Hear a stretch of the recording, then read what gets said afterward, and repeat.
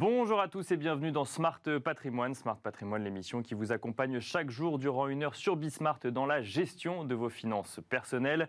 Au sommaire de cette édition, nous commencerons comme tous les lundis avec Patrimoine thématique, un patrimoine thématique consacré à la thématique immobilière. Nous recevrons d'ailleurs Benoît Apparu, président du directoire d'INLI, filiale d'Action Logement, dédié au logement intermédiaire, afin de faire un point avec lui sur le logement intermédiaire, justement, que d'autres connaissent encore sous le nom de logement à loyer maîtrisé. Un logement à disposition de ceux qui n'ont pas les moyens de vivre dans le logement classique, mais dont les revenus sont trop élevés pour bénéficier d'un HLM. Nous en profiterons d'ailleurs pour revenir sur les annonces de Jean Castex lors du congrès HLM à Bordeaux la semaine dernière. Et puis dans Enjeux Patrimoine, nous nous intéresserons ensuite au label Relance, ce label dont la promesse est d'orienter l'épargne vers le financement de long terme des entreprises françaises. Nous parlerons de la démarche, mais aussi des fonds labellisés avant de faire un état des lieux concret aujourd'hui sur ce label Relance avec Paul Simon Bénac, porte-parole du label Relance, et Grégoire Santil, président de Next Stage AM. Et puis dans la deuxième partie de Smart Patrimoine, nous vous ferons revivre Patrimonia avec des interviews réalisées sur place par Club Patrimoine. Au programme, l'investissement en SCPI de bureaux en 2022, les plateformes à destination des CGP, mais aussi l'investissement dans le commerce en Allemagne. Smart Patrimoine, c'est parti. Patrimoine thématique, c'est donc, comme vous le savez, tous les lundis consacré à la thématique immobilière. Et aujourd'hui, on va se demander quelle est la situation du logement, mais surtout, plus précisément, du logement intermédiaire. Nous en parlons avec Benoît Apparu, président du directoire d'INLI, filiale d'Action Logement dédiée au logement intermédiaire, mais aussi ancien ministre du Logement. Bonjour Benoît Apparu. Bonjour. Bienvenue sur ce plateau. On le rappelle, et vous y reviendrez peut-être, ce qu'on appelle logement intermédiaire, c'est... En fait, à mi-chemin entre le logement classique et le HLM, c'est pour ceux qui n'ont pas forcément les moyens d'aller dans le classique, mais qui ont trop de moyens presque pour bénéficier d'un HLM, c'est bien ça? C'est un parfait résumé, c'est le logement des classes moyennes. D'accord. Trop riche pour avoir le droit au social, mais pas assez pour bien se loger dans le privé, et peut-être une petite précision, dans le privé, dans les zones dites très tendues. D'accord. Prenons un exemple très concret. Quand vous êtes à 13 € max du social, 13 € au mètre carré pour louer un logement dans le social à Paris, 13 € max, c'est plutôt autour de 7-8, mais c'est 13 € max, et que vous êtes à 30 € du mètre carré dans le privé, mais il faut quelque chose entre les deux. Il faut une offre intermédiaire pour permettre de loger ces personnes-là. Tout simplement intermédiaire. Vous allez à Clermont-Ferrand, le prix du social max sera à 9 €, le prix du privé sera à 10 €, il n'y a pas besoin de logement intermédiaire parce que le marché est suffisamment régulé de fait par l'offre et la demande pour pouvoir solvabiliser la classe moyenne. En Île-de-France, notamment, ou dans les grandes métropoles françaises, l'écart de loyer entre le social et le privé est tel que vous avez besoin d'une offre entre les deux pour solvabiliser la classe moyenne et qu'elle puisse bien se loger à proximité de sa zone d'emploi. C'est une offre qui est récente, je crois. Ça vient justement du fait que les prix augmentent trop rapidement, finalement, en centre-ville ou dans les grandes métropoles, c'est ça? Alors, ça a très longtemps existé, le logement intermédiaire, et ça existe encore depuis très longtemps, sous d'autres noms. D'accord. J'y reviens. Début des années 2000, fin des années 90, dans le bilan des banques et des assureurs français, vous aviez près de 900 000 logements. Il en reste moins de 100 000 aujourd'hui. Et donc, ce qu'on appelait les zinzins, les institutionnels, les fameux banques assurances, détenaient de fait un patrimoine locatif qu'ils louaient moins cher que le marché, mais qui de fait... À leurs employés, du coup? Non, pas forcément. À tout le monde. C'était des investisseurs qui investissaient massivement dans la pierre résidentielle. Aujourd'hui, ils investissent un peu plus dans le bureau ou un peu plus dans le commerce. Et ils le louaient moins cher que le marché? Et ils louaient moins cher que le marché pour essayer de limiter ce qu'on appelle la vacance, c'est-à-dire le fait qu'il n'y ait pas de locataires. Donc ils occupaient de fait ce segment-là. Il y a un autre produit que tout le monde connaît, et que vous évoquez souvent sur vos plateaux, j'imagine, qui s'appelle le Pinel. Bien sûr, oui, bien sûr. L'investissement locatif, c'est du logement intermédiaire. Les loyers du Pinel, c'est les mêmes que les nôtres. Et les locataires du Pinel sont les mêmes que les nôtres.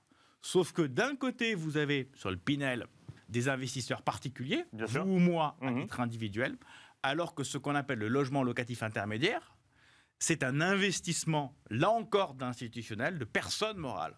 En fait, c'est le même produit, le Pinel et le logement intermédiaire. Mais ce n'est pas les mêmes investisseurs derrière. Voilà. L'un, c'est un investisseur particulier. L'autre, c'est un investisseur collectif, dans le sens personne morale du terme. Mais sinon, c'est le même produit, même loyer, même cible de clientèle.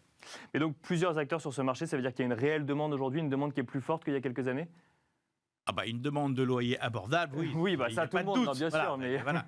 Mais en gros, plus les loyers augmentent, plus vous désolvabilisez une clientèle. Vous avez des gens qui peuvent payer 20 € du mètre carré. 50 mètres carrés, 20 € du mètre carré, ça fait 1000 balles de loyer. Bien sûr. Il y a des gens qui peuvent payer 1000 balles de loyer pour avoir un 50 mètres carrés. Puis quand le loyer passe non pas à 20, mais à 22, 23, 24, 25 ou 30, votre loyer mécaniquement, à 30 € du mètre carré, toujours fois 50 mètres carrés, égale cette fois-ci 1500 € par mois. Et il y en a plein qui ne peuvent plus payer, qui pouvaient payer 1000 et plus 1500. Donc plus les loyers augmentent, plus vous avez des franges de population qui sont, comme on dit, désolvabilisés, qui ne peuvent plus payer, mais qui n'ont toujours pas le droit d'avoir accès au logement social, qui est réservé, entre guillemets, aux plus pauvres. Et donc, on se place entre les deux, les classes moyennes, les jeunes actifs, le jeune cadre de 25 ans qui commence sa carrière professionnelle. Il ne va pas aller dans le social. Bien sûr, oui. Il ne peut pas aller dans le privé à Paris, ou dans les Hauts-de-Seine, ou en première couronne de Seine-Saint-Denis ou du Val-de-Marne. Il ira sur du produit logement intermédiaire comme ceux que propose Enli. Et donc du coup, est-ce qu'on constate que par exemple, par rapport à il y a 5 ans, il y a plus de monde qui fait cette demande aujourd'hui parce qu'ils rentrent dans ces clous-là de ne pas pouvoir se loger dans le logement classique. Ou c'est quelque chose qui a toujours existé et c'est une offre complémentaire, mais on n'y voit pas forcément d'évolution. La demande a toujours existé. D'accord. Là encore, le principe, il est vraiment le logement, c'est très simple comme truc. Offre, demande, point. Bien sûr. Oui. C'est très simple. Mais là, la question, c'est sur la et demande. Donc, plus l'offre est faible, plus la demande est élevée, plus les prix montent, plus vous avez besoin de ce type de produit-là. On est vraiment dans des mécanismes de marché d'une simplicité biblique.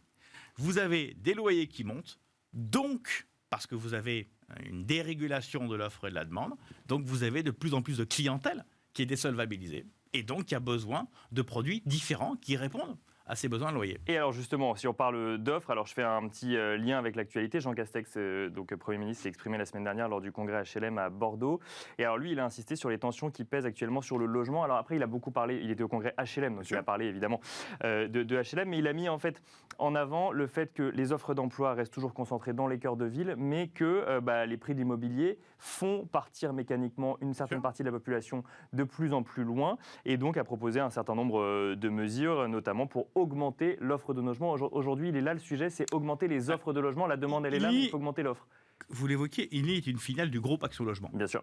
Propriété des partenaires sociaux, dont le métier est de loger les salariés de l'entreprise et d'essayer de les rapprocher de leur lieu d'emploi. Quand vous regardez les statistiques, depuis 20 ans, le temps de trajet dans les zones très denses comme Paris ont évidemment tendance à augmenter. Pourquoi ? Bien sûr, oui. Vous l'avez expliqué très simplement. C'est qu'on va plus loin. Les prix flambent à Paris.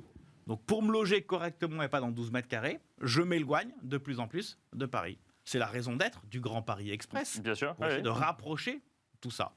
Et donc, effectivement, nous, notre métier, c'est d'investir dans les zones les plus tendues. Hauts-de-Seine, 93, 94, Paris. Et peut-être un peu moins au fin fond du 77. D'accord. Parce que notre objectif n'est pas de perpétuer cet éloignement, mais bien d'essayer de ramener les salariés au cœur de leur zone d'emploi, donc au cœur de l'Île-de-France. Donc l'idée, c'est vraiment de regarder les bassins d'emploi et ensuite de sélectionner ou de faire construire des logements là où il y a un bassin d'emploi. Vous avez encore un critère qui est encore plus simple que ça, le prix du loyer. D'accord, on regarde les prix du loyer. Vous regardez les prix et vous allez là où c'est cher. D'accord. Et plus c'est cher, plus il y a besoin de nous. Là encore, vous allez au fin fond de la Seine-et-Marne, vous aurez des loyers à 10, 11, 12 € du mètre carré. Et donc, les classes moyennes pourront se payer le 77 sans trop de difficultés. Vous allez dans le 93, 94, 92 et Paris, c'est pas du tout la même histoire. Plus c'est cher, plus on a besoin de nous. Et plus vous êtes présent. Du coup, alors en termes d'offres, qu'est-ce qui se passe concrètement aujourd'hui au niveau de l'Inli ? Vous êtes essentiellement basé à Paris ou vous faites le même constat dans d'autres villes, par exemple ? On entend beaucoup parler de gens qui vont travailler à Bordeaux, à Lyon ou à Marseille, pour ne citer que ces villes. Nous, principalement présents à Paris et en Île-de-France, où nous possédons 45 000 logements sur l'Île-de-France. Mais nous avons des sociétés sœurs qui sont présents, l'une à Lyon, l'une à Nice et qui prend Marseille aussi, l'une à Strasbourg, et puis l'une à Toulouse qui fait Montpellier et Bordeaux également, pour couvrir la plupart des zones tendues. Bien sûr. Je reviens sur ce terme-là, là où, là encore, vous avez un écart important entre le loyer social et le loyer privé pour couvrir l'ensemble de ces marchés-là. Et alors aujourd'hui, qu'est-ce qu'on peut dire en termes de retour finalement sur cette démarche? C'est-à-dire qu'on voit des immeubles sortis de terre aujourd'hui, on est dans quelque chose qui est en train de se créer. Alors, les partenaires sociaux en fin 2016, début 2017, on souhaitait massifier la production de logements intermédiaires. D'accord. Okay. En faire beaucoup plus. Et donc, on a changé radicalement. Dans la lignée des annonces de Jean Castex qui viennent... Là, en l'occurrence, c'était début 2017. Mais oui, bah voilà, donc c'est radicalement lui-même est dans la lignée. Et oui. Jean Castex, effectivement, accompagne de façon très positive ces décisions-là. Les partenaires sociaux ont décidé de massivement investir ce segment-là, considérant que les classes moyennes étaient les grands oubliés du logement. Et donc, on a fusionné 4 boîtes pour créer Inly, pour avoir une structure beaucoup plus importante. Et on a radicalement changé la donne de nos investissements pour produire beaucoup plus massivement des logements. Et donc, hier, on en produisait, les 4 sociétés réunies, grosso modo 1000 par an. D'accord. Aujourd'hui, on est plutôt sur un train d'à 5000. Là, vous nous dites 1000 immeubles ou 1000 logements 1000 logements. 1000 logements, d'accord. 1000 logements. Et aujourd'hui, on est plutôt sur un train d'à 5-6 000 logements. Il faudrait qu'on monte autour de 8 000 logements par année. Et donc, on a quasiment fait x6 aujourd'hui en production. Et il faut qu'on monte. Ça, c'est au niveau national. Ça, c'est au niveau francilien. Francilien, d'accord. Francilien, les chiffres que je viens de vous donner concernent exclusivement l'Île-de-France. D'accord. Et donc, on a très massivement investi. Par contre, il y a un détail qu'il ne faut jamais oublier dans le secteur de l'immobilier. C'est construire un immeuble. Ça prend du temps. Oui, et donc, les décisions qui ont été prises, par exemple, en 2017 ou 2018, et les investissements massifs que nous avons réalisés en 2018, ils sortiront de terre en 22 ou 23. Bien sûr. Pas avant. Bien sûr. Et donc, c'est probablement dans 2 ans, 3 ans, qu'on aura effectivement cet effort massif qui aura été porté par les partenaires sociaux qui sortira effectivement de terre. Et là, les annonces de Jean Castex vont nous permettre effectivement d'accélérer encore le mouvement, ou plutôt de ne pas trop chuter.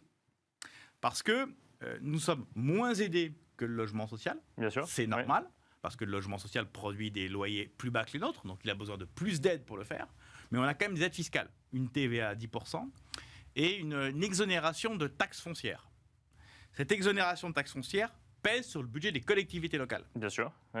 Et les collectivités locales... Mais l'État compense pour le coup, normalement. L'État ne compensait pas. Mais l'État annonce qu'il va compenser. En droit, l'État compense. Dans la réalité, il ne compense pas. Et donc, ce qu'a décidé le gouvernement pour le logement social, c'est de compenser une partie. Et pour le logement intermédiaire, on supprime notre exonération. Bien sûr. Et on la remplace par un crédit d'impôt sur les sociétés. Et notre produit devient de fait un Pinel institutionnel, plus encore, puisqu'avant, on avait non seulement les mêmes loyers, les mêmes locataires, en plus, on a maintenant le même type d'avantage que le Pinel. Donc, on est de plus en plus une espèce de Pinel institutionnel. Ça parlera peut-être un peu plus aux gens qui nous écoutent. Merci beaucoup. Merci à vous. Benoît Apparu, je rappelle que vous êtes président du directoire de l'Inly, filiale d'Action Logement dédiée au logement intermédiaire. Quant à nous, on se retrouve tout de suite dans Enjeu Patrimoine.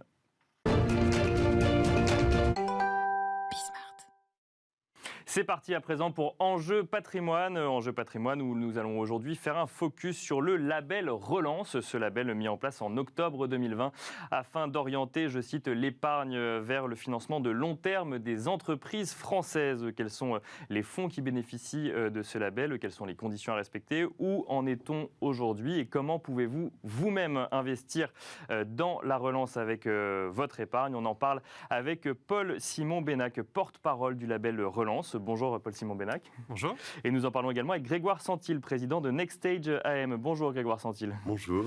Bienvenue à tous les deux. On va peut-être commencer avec vous, Paul-Simon Bénac. J'ai donné les grandes lignes du label Relance, mais on peut peut-être revenir rapidement sur l'initiative. Qu'est-ce que c'est aujourd'hui que ce label Relance qu'on va apposer sur des fonds d'investissement? Alors c'est un label qui a été créé dans le cadre du plan de relance et qui répondait à un constat. On avait d'une part beaucoup d'épargne qui s'était accumulée au gré des confinements. Les chiffres, c'était 140 milliards à peu près à la fin du premier trimestre 2021. plutôt investis sur des supports très liquides et donc assez peu bien sûr, dans les voire non investis. On les voyait beaucoup sur des comptes à vue ou des livrets A. On en parle souvent ici et ils attendaient de savoir ce qu'on pouvait faire de cette épargne, quoi. Voilà, et bien nous leur proposons en quelque sorte une solution, puisque en parallèle il y avait également des besoins en fonds propres assez importants qui avaient pu être créés par la crise. Et donc l'idée du label Relance, c'est vraiment de faire rencontrer ce stock d'épargne important et puis ces besoins en fonds propres des entreprises. Et donc en effet, comme vous le disiez, c'est un label qui est apposé à des fonds d'investissement, donc par la Direction générale du Trésor, et donc des fonds d'investissement qui doivent s'engager à apporter des ressources nouvelles aux entreprises en fonds propres. Et donc, on pourra peut-être revenir sur les critères de labellisation. Mais on peut peut-être en parler tout de suite, parce que déjà, vous dites entreprise, c'est entreprise française, du coup, essentiellement. Entreprise française, et notamment PME et ETI françaises. D'accord. Puisqu'il y a en fait 3 grandes dimensions qui sont appréciées lors de la labellisation. La première, c'est qu'il faut investir significativement dans les entreprises françaises en fonds propres, notamment dans des PME-ETI. La deuxième, c'est qu'il ne faut pas simplement acheter des titres sur le marché secondaire, il faut aussi apporter de l'argent frais.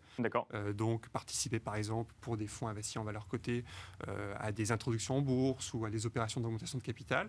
Et puis la troisième dimension, c'est de prendre en compte un ensemble de critères ESG lors de l'investissement et tout au long de la phase d'accompagnement des entreprises pour que ces capitaux contribuer à une relance durable de l'économie.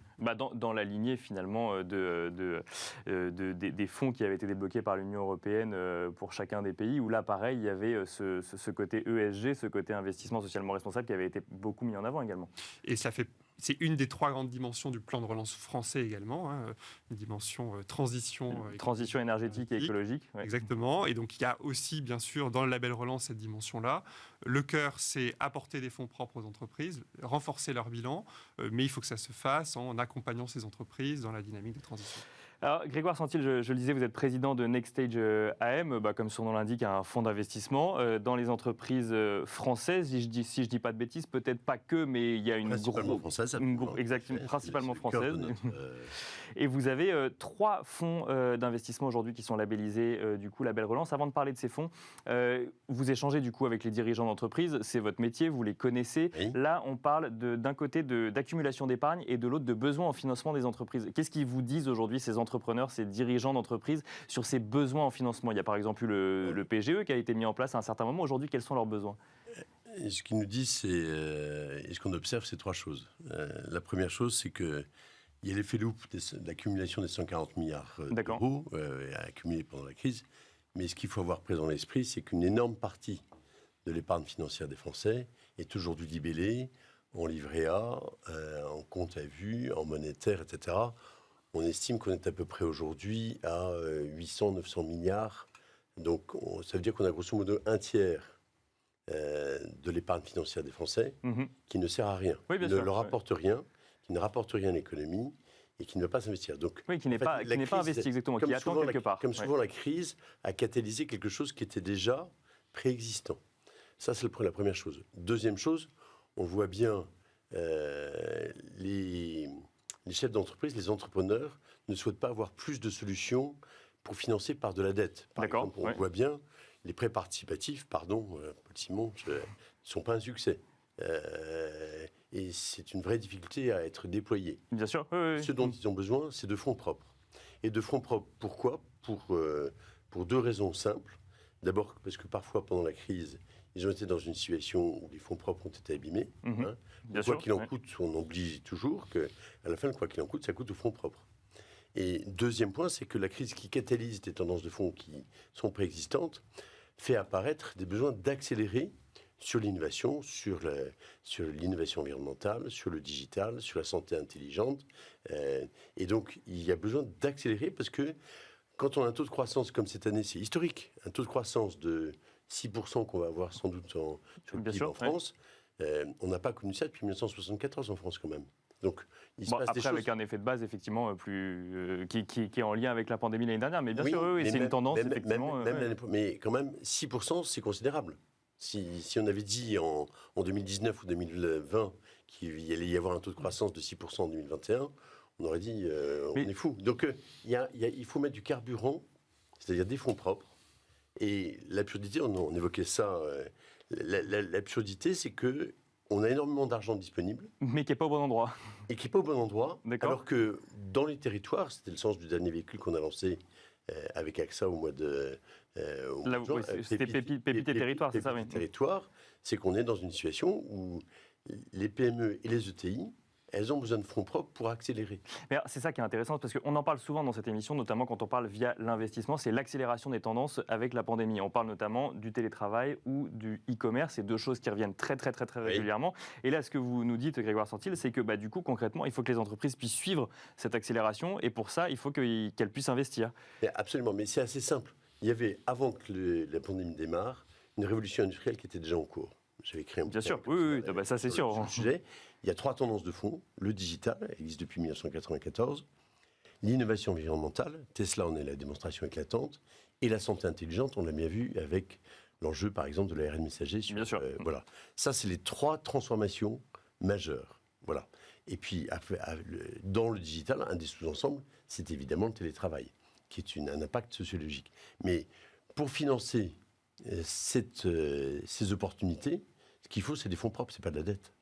Et alors du coup, 3 fonds lancés. Alors, on va revenir sur Nextage AM. Il y a combien de fonds aujourd'hui labellisés Label Relance? Vous avez le chiffre ou ça évolue tellement qu'on peut donner qu'une tendance? Il y a un chiffre précis arrêté à un instant T ou... Alors nous allons franchir la barre des 200 fonds labellisés Relance. D'accord.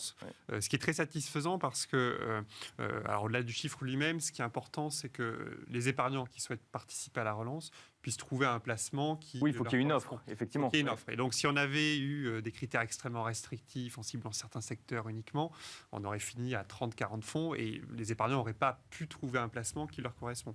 Alors que là, avec 200 fonds, alors il y a des fonds de capital investissement, il y a des fonds qui sont investis en valeur cotée. Oui, c'est ça. Donc, mais il y a différents valeurs cotées, donc on investit directement sur les marchés financiers, c'est possible aussi. On n'investit pas forcément en private equity. C'est possible aussi, à condition toujours que les PME soient également soutenues dans cette démarche et qu'il y ait de l'apport d'argent frais.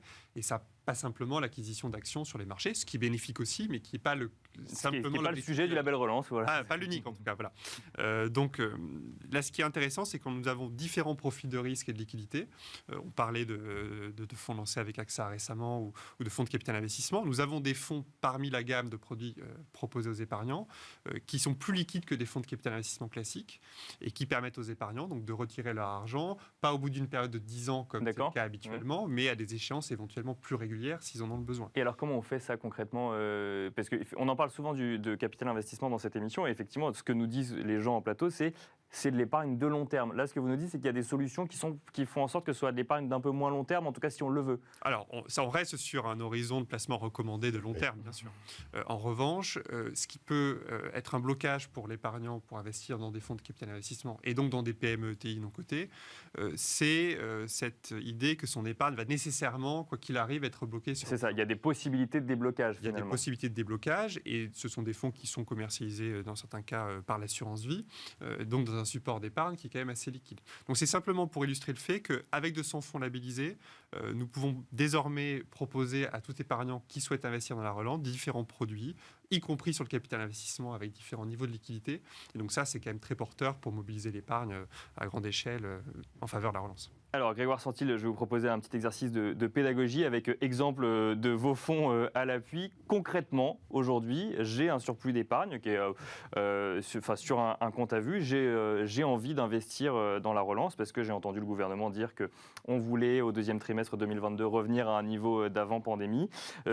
Concrètement, quand je veux investir dans la relance, qu'est-ce que je fais et j'investis dans quoi? Alors, écoutez, c'est très simple.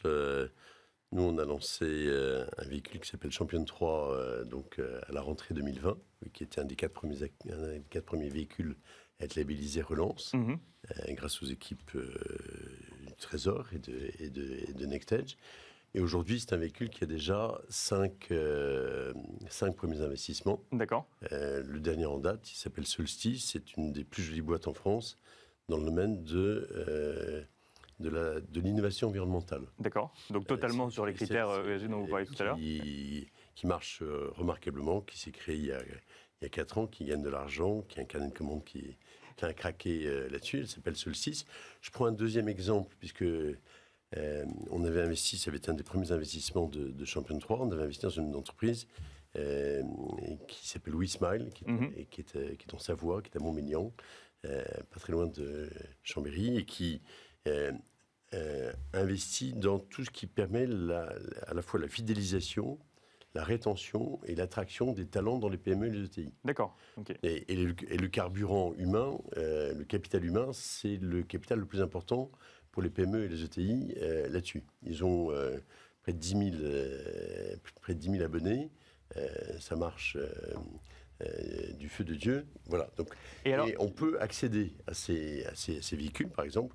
On a un véhicule qui s'appelle le capital entrepreneur et qui permet à des épargnants d'investir là-dessus et qui est labellisé. Et voilà. Et alors, juste pour comprendre la démarche, là, vous nous disiez effectivement que c'était le 4e fonds labellisé. C'est un fonds qui a été créé parce qu'il y avait le label relance, donc dans les conditions du label relance, et on allait chercher d'autres entreprises après, ou la démarche peut être plus large que ça et faire labelliser des fonds déjà existants? Alors, ça n'était pas des fonds existants. D'accord. Mais à l'occasion de ça, on s'est dit, d'abord c'est quelque chose que l'on croit, c'est le côté citoyen NextEdge, et on s'est dit, c'est une proposition de valeur. On parle souvent de ESG. Bien sûr. Les murs de ce studio sont verts. Alors ça, on ne le voit pas, mais... on fait beaucoup de greenwashing. Mais nous, on pense que la dimension citoyenne et souveraine dans l'épargne qu'on investit, elle est déterminante et elle est porteuse de sens, surtout quand on investit à long terme, pendant 10 ans. Et donc, nous, on s'est dit, ça épouse nos valeurs. Et donc, on s'est mobilisé, comme on est agile chez NextEdge, on a saisi cette opportunité, on s'est positionné. Je crois qu'on est un des acteurs les plus proactifs sur les questions du fonds de relance, et j'en suis fier. Et alors là, vous nous avez effectivement expliqué un petit peu comment vous investissiez, oui. Quelle avait été la réaction. Quand on est épargnant et qu'on veut investir, du coup, c'est quoi, via son assurance vie, quelles sont les questions qu'il faut se poser, parce que, j'agrandis un peu la question. Le private equity, c'est un sujet de professionnel. Quelles sont les questions qu'on doit se poser quand on est épargnant et qu'on veut investir, notamment en capital investissement? Alors, nous, on existe depuis près de 20 ans, depuis 2002. L'année prochaine, c'est notre 20e anniversaire, c'est le début de l'âge adulte. Depuis le début, on a toujours eu la vision de rendre accessible ce qu'on proposait aussi bien à François Pinault qu'à Amundi ou à AXA, à des épargnants. D'accord. Voilà. Et donc, on a aujourd'hui plusieurs dizaines de milliers d'épargnants qui souscrivent en direct à nos véhicules. On est un des acteurs les plus en pointe là-dessus. Donc la démocratisation de l'accès au capital d'investissement, l'idée que ça ne soit pas réservé que à Bernard Arnault ou à François Pinault, c'est quelque chose qui est chevillé au corps chez nous depuis 20 ans. Okay. Deuxième point, on a beaucoup travaillé avec le ministère de l'économie, d'abord pour permettre l'introduction de l'assurance vie, du capital d'investissement dans l'assurance vie. Bien sûr, ça avait été en juillet 2016.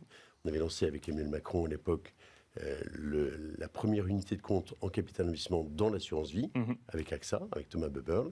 Et là, on a fait la même chose sur le PER. Là-dessus, on l'a fait avec des acteurs comme Amundi, comme AGEAS, comme Spirica, du groupe Crédit Agricole. Et nous, on pense que c'est essentiel. C'est comme ça, d'ailleurs, que le capital d'investissement s'est industrialisé aux États-Unis. C'est parce que ce n'était pas un produit qu'on achetait, mais c'était un service qui était intégré. C'est ça, qui était intégré soit dans des enveloppes du type retraite ou du type assurance vie. Assurance vie ou PER, effectivement, qu'on connaît dans cette émission et sur lesquels les gens ont l'habitude d'investir. On va finir avec vous, Paul-Simon Bénac. Aujourd'hui, on en est où? Ça porte ses fruits? On est content de la tendance que ça prend, ou on aimerait que ça évolue encore un peu plus? Alors, il faut que ça continue à évoluer. Il faut que ça continue, d'accord. Ce qui est très important, Grégoire Santil parlait de démocratisation du capital investissement et plus globalement de démocratisation de l'investissement en fonds propres. C'est un enjeu très important. Il faut qu'on arrive à mobiliser l'épargnant, y compris avec le label Relance, sur ces thématiques-là. Et aujourd'hui, nous avons un tiers des fonds labellisés Relance qui sont accessibles par l'assurance vie. D'accord. Donc c'est un canal de souscription parmi d'autres, mais c'est un canal de souscription souvent privilégié par les Français. Et donc il faut prolonger cette tendance, bien sûr. Alors nous avons déjà quelques retours positifs. Alors, bien sûr, ça fait 1 an simplement que le label a été lancé, donc c'est encore un peu tôt pour avoir le recul suffisant et pour vraiment apprécier la dynamique, mais il y a une dynamique très positive sur les labellisations, donc une très bonne appropriation du dispositif par les sociétés de gestion qui peuvent continuer, bien sûr, à déposer des dossiers. Il y a une bonne appropriation du label également par les distributeurs, avec des assureurs qui structurent des unités de compte autour de cette dimension de la relance. Et donc maintenant, il faut que le troisième étage se mette complètement en place, les épargnants donc, qui continuent et qui s'approprient de plus en plus ce label parce qu'on a besoin donc, de leurs investissements pour soutenir l'économie française dans cette phase. Merci beaucoup Paul-Simon Bénac, porte-parole du label Relance, et Grégoire Santil, président de Nextage AM, de nous avoir expliqué du coup un peu plus en détail ce label Relance et ce dans quoi on investissait concrètement. On se retrouve tout de suite dans la deuxième partie de Smart Patrimoine. C'est parti pour la deuxième partie de Smart Patrimoine, une deuxième partie qui va vous faire revivre l'événement patrimonial avec des interviews d'experts de la gestion de votre patrimoine, des interviews tournées sur place par le partenaire de l'émission Club Patrimoine. Au sommaire de cette édition, nous commencerons avec une table ronde tournée donc sur place sur la diversification européenne en matière de SCPI, un format un peu particulier et qui laisse la parole au CGP puisque Bogdan Koval mais aussi Vincent Danis, président de Savignan, et Sylvain Petitjean, directeur du développement de Valofi, posent leurs questions à Jean-François Chory, directeur général d'Advenis Reim. Nous resterons ensuite dans la thématique des SCPI puisque Bogdan Koval interviewera Bruno Poli, directeur du développement de Aestiam, afin de se demander quelle est la place pour la SCPI de Buron en 2022. Et puis nous finirons avec Laura Olivier qui se demandera avec Sisoufan Tran, le directeur général de Alphéis, si les CGP ont besoin de plateformes digitales. On se retrouve tout de suite.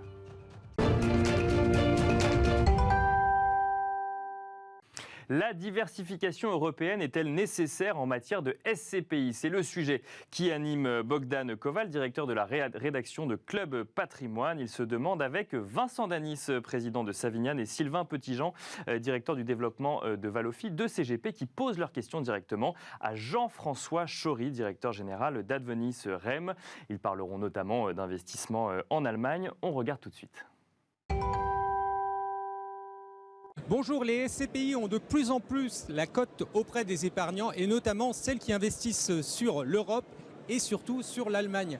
Alors on en parle tout de suite avec un très bon spécialiste de la question puisqu'il a une SCPI sur l'Allemagne. C'est Jean-François Chory d'Advenis Reim. Jean-François, bonjour. Bonjour Bogdan. Vous allez bien? Très bien, merci. Alors merci d'avoir accepté de répondre à nos questions. Alors pour que le débat soit encore plus riche, j'ai eu le plaisir d'avoir l'invitation, l'acceptation en tout cas de deux CGP très connus sur la place, Sylvain Petitjean et Vincent Danis. Messieurs, bonjour. Bonjour Bogdan. Bonjour. Et merci beaucoup d'avoir accepté aussi cette invitation. Moi je vais poser la première question et après je vais vous laisser débattre avec Jean-François. Jean-François, est-ce que c'est vrai que l'Allemagne, ça marche bien pour les SCPI ?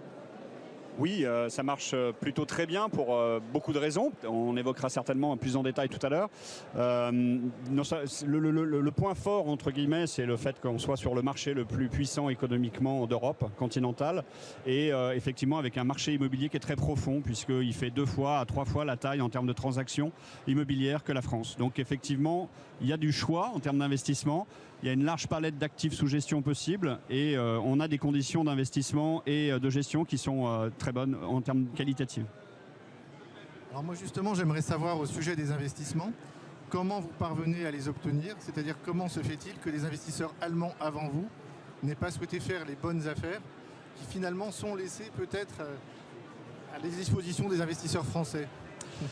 Alors, c'est une bonne question. Après, il y a 2 réponses à ça. La première, c'est le volume, comme je l'évoquais tout à l'heure. Cette année, on devrait être de l'ordre de 60 milliards de transactions immobilières en Allemagne. Les étrangers représentent une part à peu approximative de 35%. C'est à peu plus de 20 milliards de transactions immobilières. Donc ça serait un peu réducteur de penser que uniquement les mauvaises affaires sont achetées par des étrangers. L'autre point et qui fait notre force en termes d'investisseurs, c'est que nous avons une équipe à Francfort qui est basée sur place depuis plus de 20 ans puisqu'elle fait de la gestion immobilière, du property management pour compte de tiers. Et à partir de là, effectivement, on a une équipe sur place, on a une équipe effectivement qui connaît très bien le marché, les différents marchés allemands, puisque contrairement à la France, on n'est pas sur une centralisation à 70% des transactions immobilières sur Paris et Île-de-France. On a 7 landes qui sont très diversifiées, donc il faut bien connaître le marché. Et donc cette équipe, elle nous aide effectivement à être intermédiaire pour notre propre sourcing. Un chiffre pour vous donner un ordre d'idée, c'est qu'à peu près 30% de nos acquisitions sur les 30 immeubles aujourd'hui d'actifs présents dans le portefeuille d'Eurovalis, 30% sont en off-market, c'est-à-dire qu'ils ne sont pas passés par des brokers classiques. On est allé directement en direct sur les vendeurs, et donc ça, c'est une qualité, en tout cas c'est une chose importante en termes d'acquisition. C'est parce que vous avez des équipes sur place, hein. Ça c'est un point fort. On ne peut pas gérer depuis Paris, c'est impossible de faire du sourcing depuis Paris. Alors c'est plus compliqué, je ne dis pas que c'est impossible puisque certains... Mais s'il faut aller voir un immeuble, vous ne pouvez pas prendre, ne serait-ce que prendre l'avion ou le train, l'affaire peut passer quand vous avez 6 heures pour répondre à un appel d'offres. C'est ça, c'est ce que j'allais dire, c'est que cette équipe de 20 personnes aujourd'hui, comme je le disais tout à l'heure, elle gère un peu plus d'1 milliard d'actifs sous gestion en Allemagne en termes de property management, donc on connaît très bien le marché. Et ça a été d'autant plus vrai pendant la période de confinement où on n'a pas pu aller en Allemagne pour aller voir nos immeubles et effectivement aller les acheter. Donc l'année dernière, on a fait un peu plus de 300 millions d'investissements sur lequel il a fallu compter effectivement sur des équipes qui connaissent bien le marché.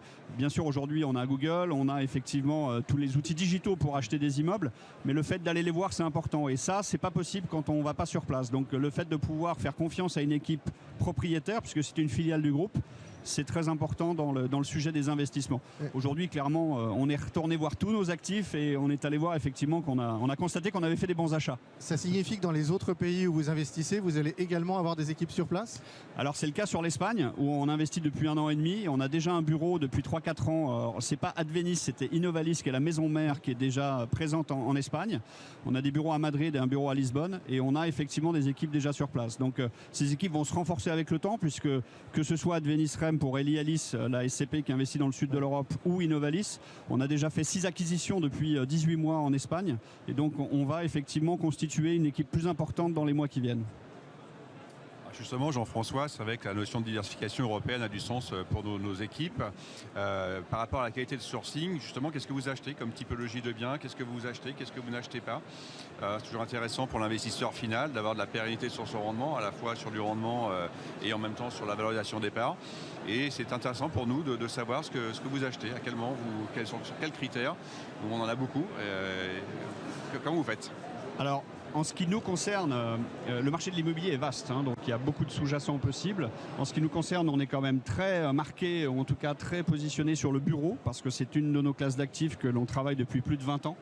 Et donc sur cette classe d'actifs-là, on va chercher effectivement des immeubles qui sont ce qu'on appelle Core Plus, c'est-à-dire en périphérie des grandes villes. Pourquoi? Parce que si on achète aujourd'hui dans le centre de Berlin, dans le centre de Munich, on a des rendements prime, donc c'est-à-dire les rendements les plus... les moins élevés, mais surtout les actifs de plus grande qualité, qui sont en dessous de 3%. Donc quand vous enlevez l'imposition, quand vous enlevez les frais de gestion, on retombe sur une rentabilité de 2%. Donc ce n'est pas ce qu'attendent nos investisseurs. Donc on va plutôt chercher des immeubles en périphérie, proches des centres-villes, puisque 70-80% de nos actifs sont en ville A et B, mais principalement en ville A, c'est-à-dire les 7 plus grandes villes allemandes. Et ensuite, on va chercher surtout des actifs, bien entendu, ce que tous les investisseurs cherchent, des locataires de qualité. Plus de 75% de nos locataires sont des grands groupes internationaux, Intel, Siemens, Bosch, Linde, on a EDF, GDF, Cofeli, enfin voilà, j'en citerai pas d'autres. Ça fait partie des points importants. Et bien entendu aussi avec des baux assez longs qui et qui doivent donner une visibilité de rendement futur aux associés. La moyenne de nos baux aujourd'hui, on l'a améliorée sur le premier semestre de 2021. Elle est de plus de 7 ans aujourd'hui, c'est-à-dire qu'on a 7 ans de visibilité de rendement sur la SCP Eurovalis. Justement, c'était une question également supplémentaire par rapport à cette pandémie. C'est vrai qu'il est probable que ça puisse durer encore quelques temps. Justement, comment ça a été vu outre-Rhin, cette gestion de la crise? Est-ce que ça va avoir un impact à court, à moyen terme? Oui, je voudrais rebondir un petit peu parce que j'ai l'impression, et c'est ce qu'on entendait, c'est que la pandémie a été gérée différemment et interprétée par les Allemands différemment de nous en France.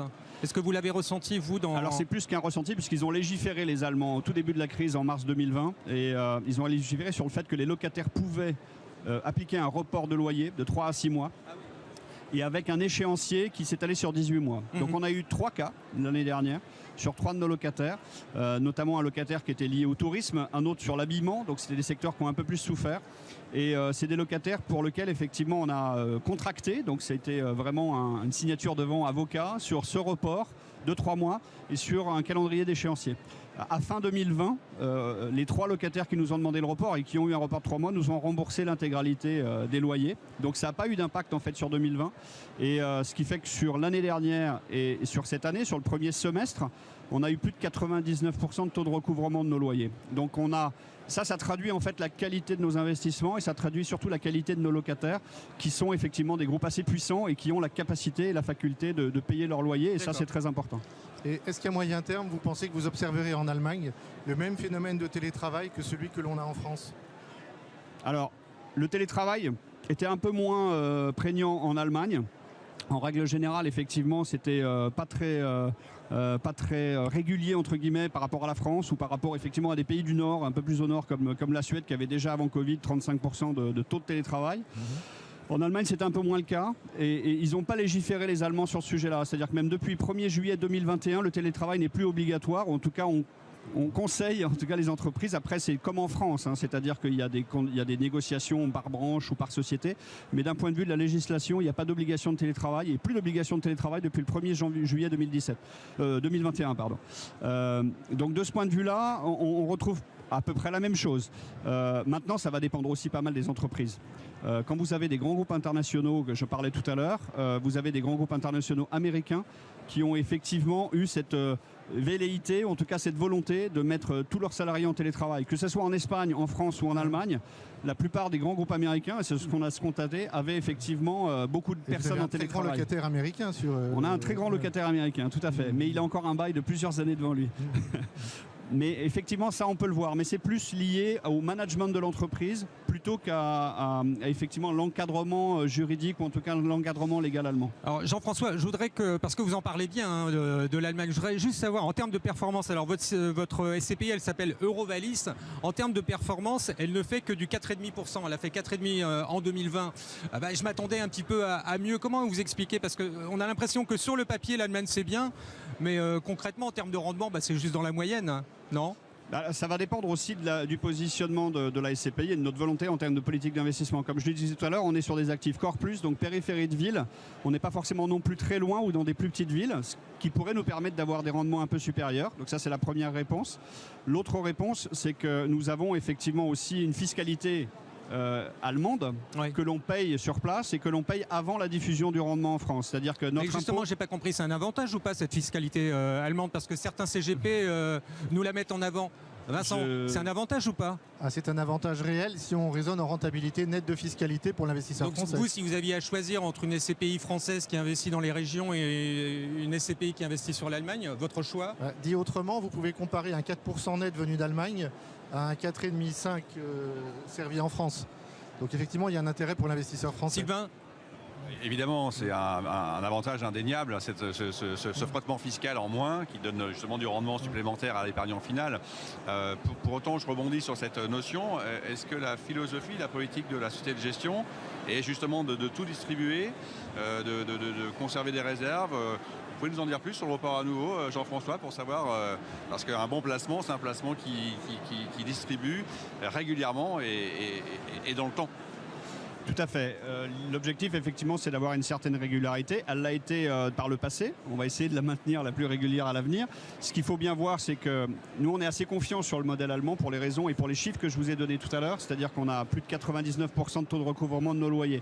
C'est qu'on ne perçoit pas, effectivement, de problématiques particulières. On a un taux d'occupation financier qui est de plus de 95%. Et donc, de ce point de vue-là, on a des chiffres qui sont plutôt bons dans le marché par rapport à d'autres SCPI de bureaux, en tout cas de prédominance bureau. Donc on est assez confiant dans le modèle, assez confiant sur l'économie allemande. Le PIB sur le premier semestre est supérieur à la France alors qu'il avait été moins abîmé entre guillemets par rapport à la crise en 2020. Ça veut dire qu'il y a une capacité de rebond en Allemagne qui est aussi très forte par rapport à sa puissance industrielle. Ce qu'on entend aujourd'hui à gauche et à droite, c'est qu'il faut récupérer de la production en Europe. Le pays qui a gardé une grosse partie de sa production industrielle, c'est l'Allemagne. Jean-François, tout ça, je suis d'accord avec vous, mais ce que j'entends aussi, c'est qu'on me dit l'Allemagne maintenant c'est cher. Oui, c'est plus cher. Est-ce que vous arrivez encore à acheter des choses pas chères? Alors, pour répondre aussi à la question de Sylvain, non, je reviens bien sûr. Pour répondre à la question de Sylvain, c'est que effectivement aujourd'hui, on achète un peu plus cher. Bien entendu, pourquoi? Parce que le marché a vu que le marché allemand était plus puissant économiquement. Donc, on achète des actifs plus chers. Après, c'est un choix aussi pour nous d'acheter des actifs de qualité, et donc avec peut-être un rendement qui sera un petit peu moins important à l'avenir, mais qui va garder effectivement cette pérennité, cette qualité de loyer dans le temps. Donc oui, on va essayer d'avoir un rendement très régulier, mais il est possible qu'effectivement il y ait une petite érosion dans le temps de par le marché. Jean-François, merci beaucoup pour toutes ces précisions. Merci à vous deux aussi de m'avoir accompagné dans ce jeu de questions. Et j'aurai grand plaisir à en débattre de nouveau à Paris. Merci beaucoup en tout cas. Merci. Voilà, on espère que le sujet de l'investissement en SCPI en Allemagne est plus clair pour vous grâce à Vincent Danis, président de Savignan, Sylvain Petitjean, directeur du développement de Valofi et Jean-François Chory, directeur général d'Advenis Reim. On se retrouve tout de suite pour une deuxième interview.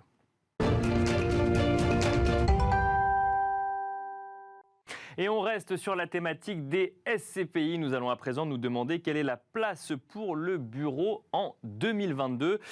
Bruno Poli, directeur du développement d'Aestiam, répond lors de l'événement Patrimonia aux questions de Bogdan Koval, directeur de la rédaction de Club Patrimoine.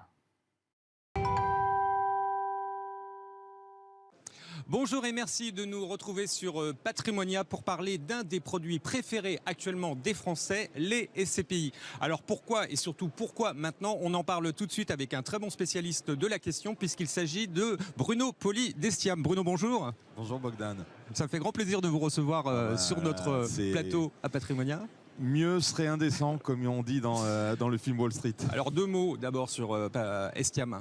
Oui, alors Aestiam, c'est le nouveau visage d'un acteur historique des SCPI, puisque c'est le nouveau nom de ex-Foncia Pierre Gestion suite au rachat de cette structure par Blackfin Capital Partners, donc fonds de développement franco-français, qui a pris la possession de l'actionnariat de cette structure. Et donc, sortant du groupe Foncia, il nous fallait changer de nom, d'où Aestiam. Alors, pourquoi cet engouement pour les SCPI alors que c'est un acronyme? On ne sait même pas si c'est masculin ou féminin. Alors, ça doit être bien puisque c'est féminin. Ouais. Et donc, effectivement, SCPI, Société Civile de Placement Immobilier, c'est le moyen pour un épargnant de pouvoir accéder à l'univers de l'immobilier d'entreprise, un univers qui, bien évidemment, est coûteux. Et donc, par la mutualisation de l'épargne de petits épargnants, on constitue un magot qui permet d'acheter effectivement un beau patrimoine. Alors, votre solution, elle passe essentiellement par du bureau, mais du bureau pour les PME. En quoi c'est bien pour les investisseurs ? Alors aujourd'hui, effectivement, il y a un atout fort pour les investisseurs. La raison est simple, c'est que dès qu'on parle de bureau aujourd'hui, suite à la pandémie, bien évidemment, on évoque le télétravail. Et quand on regarde l'appétence des PME pour le télétravail, il est faible pour ne pas dire nul, puisque 70% des chefs d'entreprise de moins de 100 salariés, selon une étude de Soprasteria, se déclarent être opposés au télétravail. Et puis deuxième facteur très motivant pour nous, ça c'est une étude de bureaux locaux qui nous dit que en 2019 la demande était de 155 mètres carrés, elle est passée à 174 mètres carrés actuellement. Une motivation, c'est le fait de vouloir faire revenir les collaborateurs, de les fidéliser au travers d'un espace de convivialité. J'entends toute cette histoire de télétravail, mais j'ai peur que ça masque l'essentiel. Aujourd'hui, ma question c'est vraiment en quoi les PME est un atout pour vous? Parce que moi je pensais que c'était plus fragile et qu'il valait mieux avoir des grandes sociétés en cœur de ville, et là vous êtes en train de m'expliquer que non, finalement les PME c'est bien. Or qu'une PME pour moi c'est une entreprise jeune qui peut disparaître aussi vite qu'elle est sortie de terre. Vous savez, dans le balayage on dit PME, mais en fait c'est PME ETI, et une ETI c'est quand même jusqu'à 5000 collaborateurs. Donc vous voyez qu'on est sur des niveaux qui sont relativement importants. Je note quand même que par rapport à la structure même de nos locataires, nous n'avons eu que très peu de défauts au cours de l'année 2020. Qu'est-ce que c'est aujourd'hui un bureau pour vous? Chez Aestiam, ça ressemble à quoi? Un bureau, c'est à la fois un lieu où effectivement chacun va travailler, mais aussi chacun recherche de la vie sociale, de la convivialité. Oui, mais je pensais plus En termes d'image, est-ce que c'est un bureau de centre-ville? C'est tout un étage d'un boulevard haussmannien? C'est plutôt tout un étage en périphérie dans un immeuble un peu moins bien? On combine les deux. Aujourd'hui, on a un gros patrimoine, par exemple, sur Paris, qui est concentré dans de l'haussmannien, où on va détenir des plateaux, qui sont des plateaux relativement très prisés par tout ce qui peut être cabinet d'avocat, cabinet médical ou un cabinet de conseil, de gens qui recherchent effectivement une adresse prestigieuse, mais aussi de la performance qui va être recherchée en périphérie, avec toujours pour nous un élément important, c'est qu'on recherche des immeubles entre 2 et 20 millions. Donc vous voyez qu'on reste proche de la demande. Donc ça n'intéresse pas les gros acteurs du marché. Exactement. Et puis surtout, on cherche toujours des immeubles occupés, mais qui soient des immeubles qui soient divisibles, notamment dans cette logique de diversification et de mutualisation des locataires pour avoir des locaux adaptés à la demande des PME. Alors vous avez une SCPI qui s'appelle Placement Pierre, qui est très connue parce qu'elle est très ancienne, elle a plus de 35 ans. Quel est l'atout aujourd'hui de cette SCPI par rapport à toutes ces SCPI de marché ? Alors, la régularité de sa performance, puisqu'on sert un dividende courant en pourcentage de 4,63 depuis 5 ans, et en fonction des réalisations de cessions et donc de plus-value dégagée. Je pense notamment à une cession l'année dernière. On a pu donner 51 centimes de plus, donc ce qui nous a amené à un taux de distribution de 4,77. D'accord.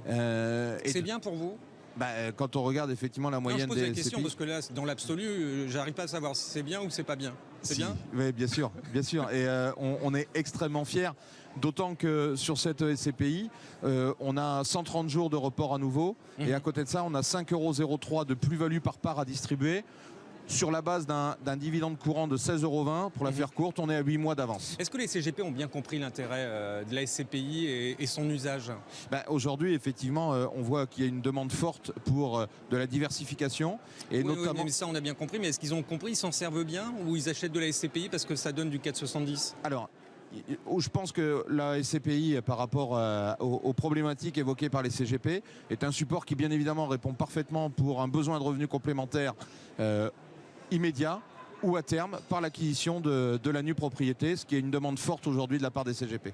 Très bien. Écoutez Bruno, merci beaucoup pour toutes ces explications. Merci à vous. C'était très gentil de vous avoir en plateau aujourd'hui et j'espère vous retrouver très prochainement dans nos studios. Merci beaucoup. Ce sera bien volontiers. À bientôt Bogdan.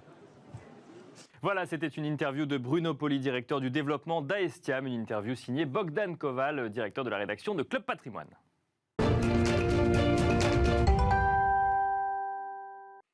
Les CGP ont-ils besoin de plateformes? C'est la question qui est posée à Sissoufane Tran, directeur général de Alfeis. Une interview qui est menée par Laura Olivier, journaliste chez Club Patrimoine.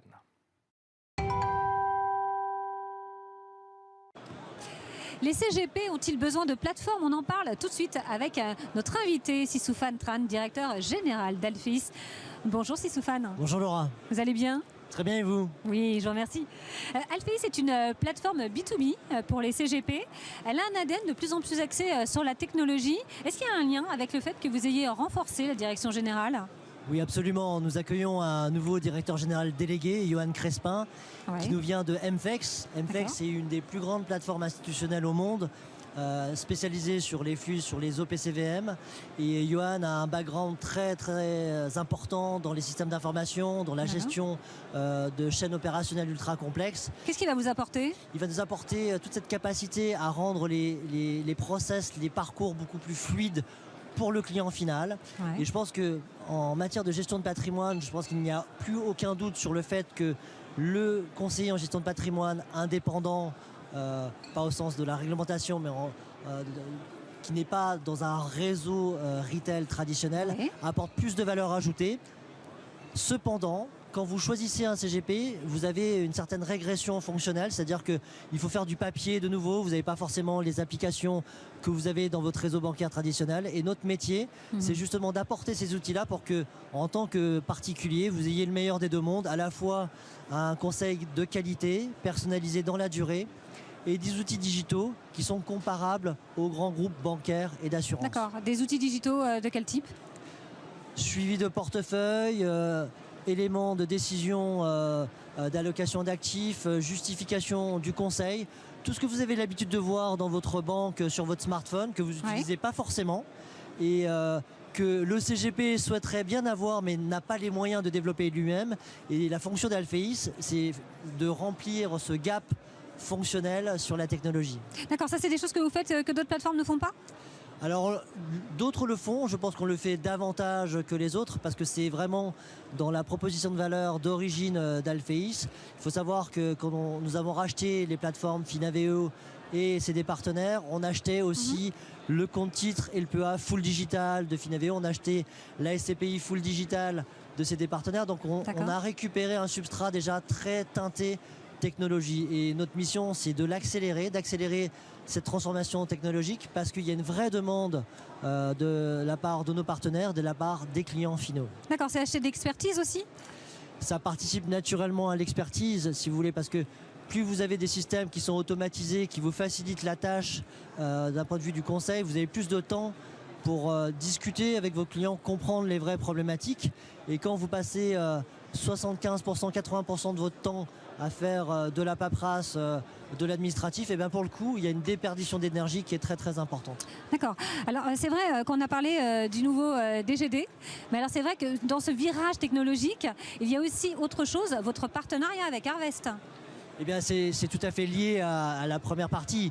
Un des enjeux d'une plateforme comme Alphéis, c'est de se connecter avec les leaders du marché qui apportent de la valeur ajoutée au CGP et au client final. Et dans ce contexte-là, Harvest est un leader incontestable dans ce domaine-là. Donc le partenariat avec Harvest consiste à connecter les outils de la plateforme avec les outils d'aide à la décision d'Harvest pour que demain le CGP n'ait pas à ressaisir toutes les informations d'Harvest dans nos systèmes, qu'il y ait des passages de contexte sans couture, que ça soit beaucoup plus efficace, qu'on réduise le risque d'erreur, qu'on réduise le temps de traitement des dossiers et tout ça, ça bénéficie au client final à la fin. D'accord. Alors, donc là, c'est un premier partenariat. J'ai entendu dire qu'il y avait un autre partenariat, et ça, c'est plutôt côté formation avec Fidroit. Vous pouvez nous en parler déjà ou pas ? Exactement, puisque se connecter aux leaders, ça s'applique à tous les domaines. Et en matière de formation, Fidroit fait autorité en la matière. Et pour Alphéis, c'est fondamental de supporter, d'accompagner la formation professionnelle continue des CGP et de leurs collaborateurs. C'est pour ça que nous nous associons avec Fidroit pour créer des modules de formation exclusifs dédiés. D'accord. Qui seront accessibles à l'ensemble de nos partenaires en exclusivité sur Alphéis. Et la première thématique qui sera retenue pour 2022 sera le chef d'entreprise. Donc il y aura plusieurs journées de formation validantes qui vont couvrir l'ensemble des problématiques patrimoniales autour du chef d'entreprise. D'accord, donc première formation en 2022.